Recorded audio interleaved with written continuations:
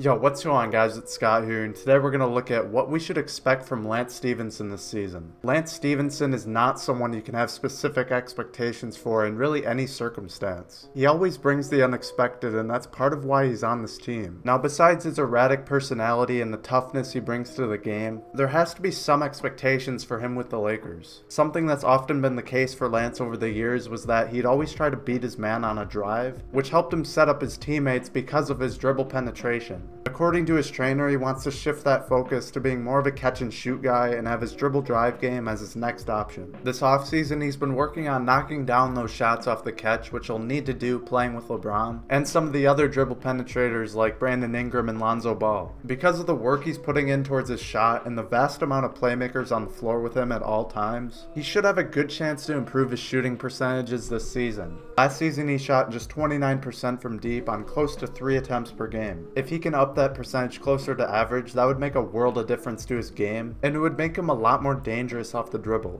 On the defensive end, Lance Stephenson is not a true good defender, even though his toughness can persuade us to think he is. His defensive rating was below average at 109, even while playing with the 12th best defense last season. Now, this could do with him playing most of his minutes at the 3 instead of the 2, which forced him to guard bigger opponents, but the same situation is bound to happen with the Lakers. Since the Lakers already have KCP and Josh Hart pretty much locked in at the 2, the only real way for Lance to get on the court consistently would be at the 3. Now, despite his defense being subpar last season at the 3, this season could be a good opportunity for him to show that he has the same defensive prowess that he did earlier in his career. When he was with the Pacers in the 2013-14 season, his defensive rating was much better at 96.8, and it was that good mainly because he had a bunch of quality defenders around him like Paul George and David West. Looking at this Lakers team, they seem to have a lot of defenders that can surround Lance, similarly to what he had with the Pacers in 2014. They might not have Paul George and David West in their primes, but they do have a bunch of switch-friendly defensive players, and a defensive style that should benefit him as he wasn't able to do a lot of switching with the Pacers. Now, even though playing at the 3 might make it a little bit more challenging for him on the defensive end, it might be the best position for him to impact the game offensively. The other small forward the Lakers have that should see a majority of the minutes is Brandon Ingram, who in many aspects has a similar style to Lance. Both of them prefer their dribble drive game and will always make plays for others with their passes. Their jump shot is their second option most of the time, and even though Lance is trying to become a primary jump shooter, he should be able to impact the game in many ways as the Lakers' offensive system favors playmakers like Lance. He'll be able to play aggressively and get easy buckets at the rim in transition or in half-court offense, which means his below-average three-point shooting shouldn't be that much of an issue.